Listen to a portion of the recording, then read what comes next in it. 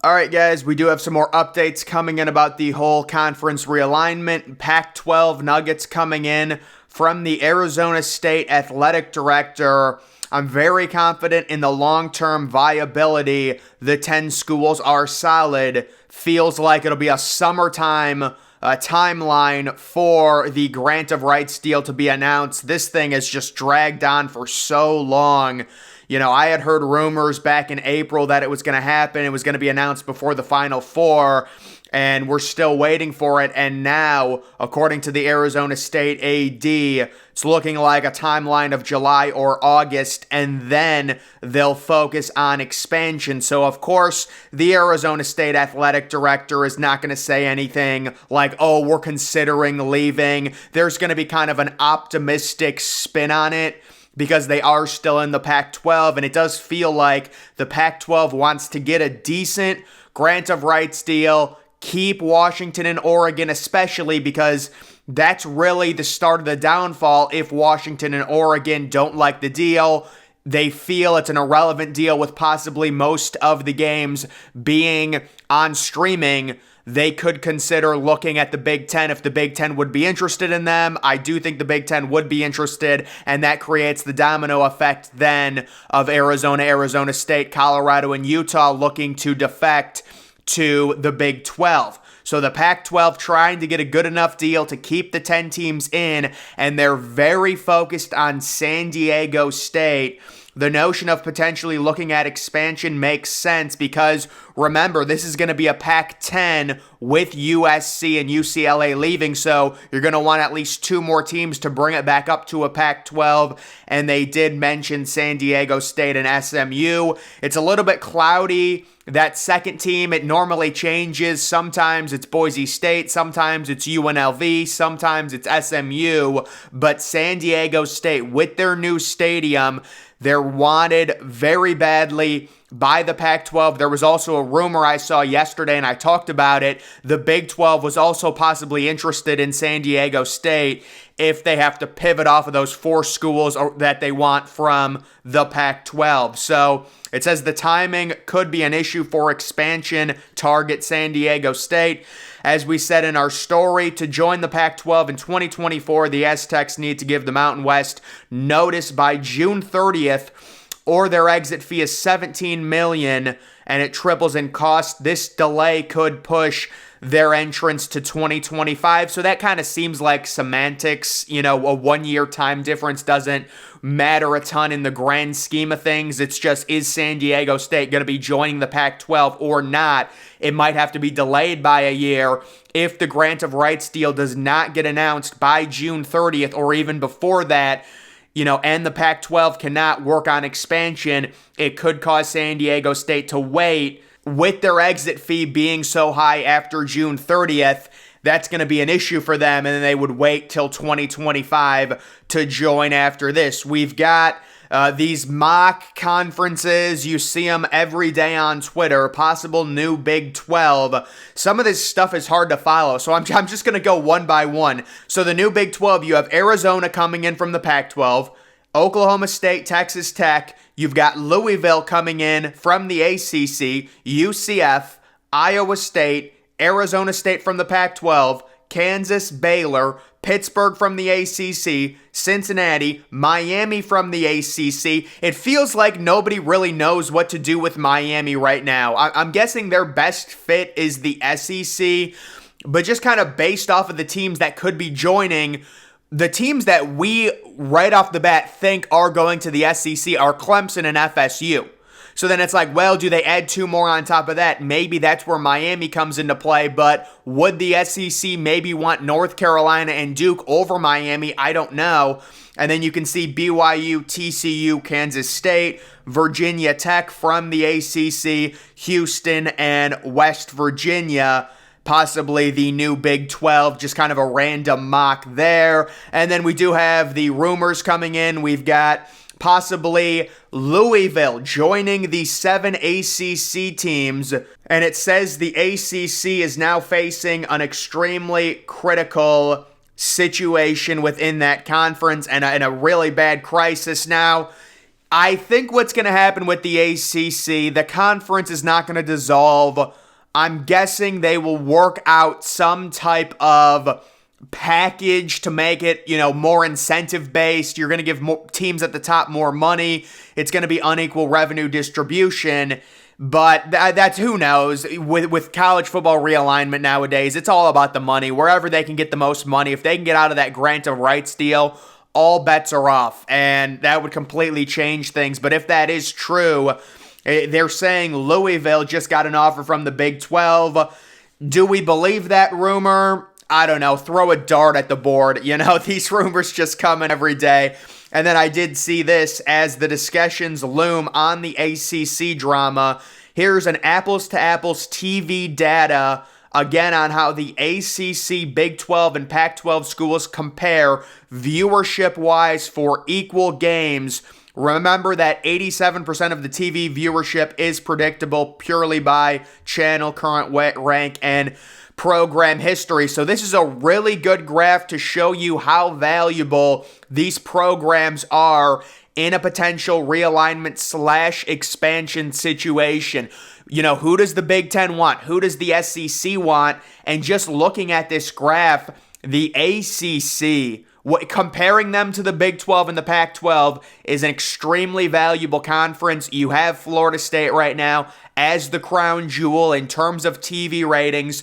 No, TV ratings are not everything, but they certainly are valuable when talking about, a potential realignment or expansion. Who are you looking to get? Well, you're looking to get teams that draw eyeballs because that's going to raise the ad dollars. So FSU from the ACC sitting at number 1, Oregon at number 2, Louisville at number 3. Is this football? This might be I don't know. Maybe it's a combination of football and basketball, but that's impressive. Washington at number 4, so, not surprising. That's the whole idea of the Big Ten, wanting both Oregon and Washington. They are far and away better than any other team in the Pac-12.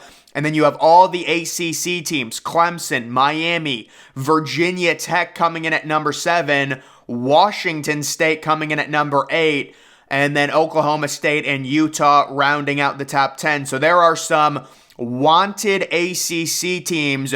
If you're the SEC right now and you're looking at expansion, your number 1 and number 2 options have to be FSU and Clemson. And I would also consider Louisville.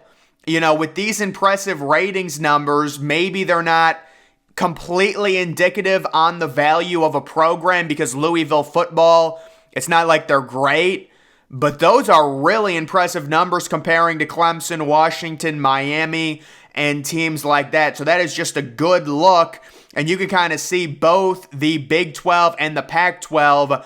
Though the problem with the Big 12 is they've got no blue blood. I mean, their best ratings team without Texas and Oklahoma State at number 9. You've got Kansas State at number 12. West Virginia at 16. Baylor at 19. TCU at 22. That is going to hurt your conference in that sense. So I thought that was interesting to look at. And then we do have plotting a new course where the ACC teams could be headed if they end up leaving the conference. I'm going to react to this. What is the best fit for Virginia Tech? It says the Big Ten. Yeah, I'm really not sure how motivated the Big Ten would be to add someone like Virginia Tech. I believe Virginia Tech does have pretty good academics. That could be a reason the Big Ten wants them. The Big Ten, to me, if they expand, it has to be with the 2 Pac-12 schools. But, I guess if you're talking about Virginia Tech, their best fit because they were one of the rumored 7 teams that's looking to get out of that grant of rights deal, it would be the Big Ten. Virginia, I know they do have really good academics, and they also do have a very good basketball program. So, yes, Virginia probably is attractive for the Big Ten. If we're talking about some of these super conferences, maybe 24 teams at that point, or 20 teams, Virginia possibly heading there. NC State, this would have to be a crazy super conference that would involve 24 teams if NC State's going to the SEC. That would be my opinion on NC State. I think NC State probably fits the best with the Big 12, But at that point, it's like, is it even worth NC State to leave the ACC for the Big 12?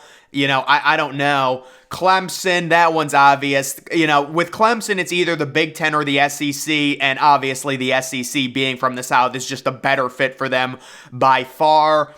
North Carolina, it says the Big 10. I would agree with that. North Carolina is a very attractive program because of their basketball history. And then you can see it says, according to multiple sources, the Big 10 would love to creep into the Carolinas and expand its geographic footprint further south.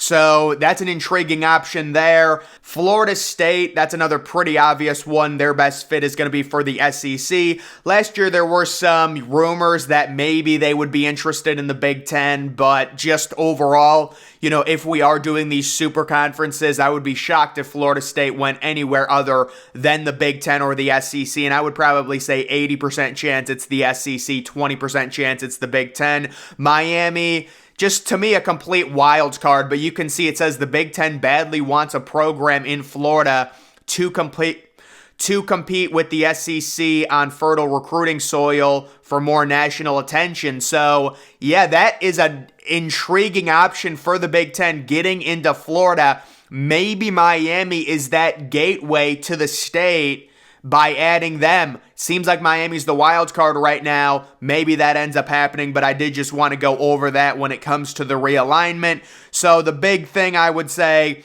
the Pac-12 media deal not expected to come until maybe later in the summer, which is a little bit surprising, but this thing's been almost feels like delayed for a while now.